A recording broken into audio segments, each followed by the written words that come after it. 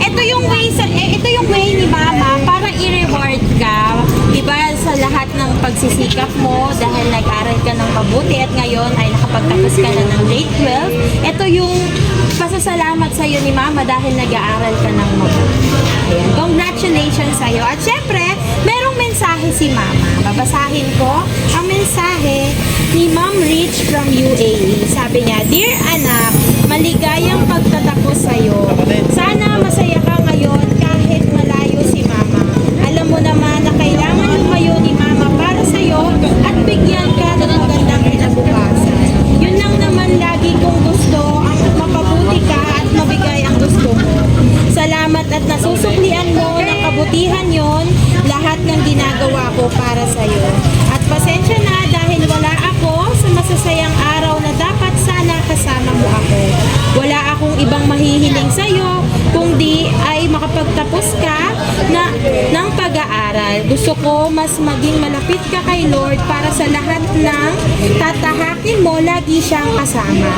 Maging mabuti lalo, mahal na mahal kita anak, at miss na kita. Mag-iingat ka lagi sa lahat ng gusto mo. Andito lang ako nakasuporta sa lahat ng pangarap mo. Love you, anak."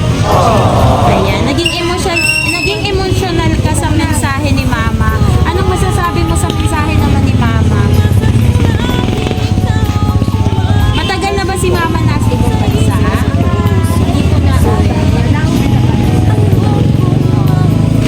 ayan, ngayong graduation mo, ayan, sinurprise ka ni Mama ng ganito. Anong nararamdaman mo ngayon? Kita mo nagbibigyo.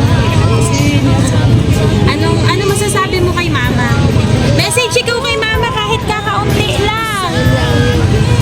Mensahe ng kaunti. Anong masasabi mo sa pasurprise ang ito kay Mama para sa'yo?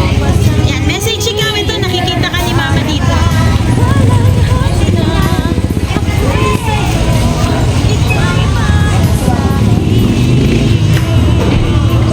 Message mo na ikaw sa Mama. Nahihiya daw si ate. Ayan, baka mawala ang hiya. Pagsuot-suot na are. Congratulations!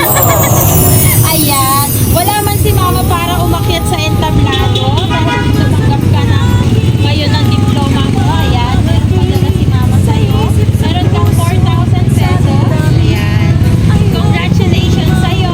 Baka naman ngayong nabigay na ang regalo ni Mama, baka naman may mensahe na. Ano pong sabi po? Nahihiya daw si Ma'am eh. Si Ma'am Laika. Ayan, namimiss mo na ba si Mama? Sobra. Ayan, dahil hindi siya makauwi, ayan, kami muna ang kasama mo ngayong graduation day mo.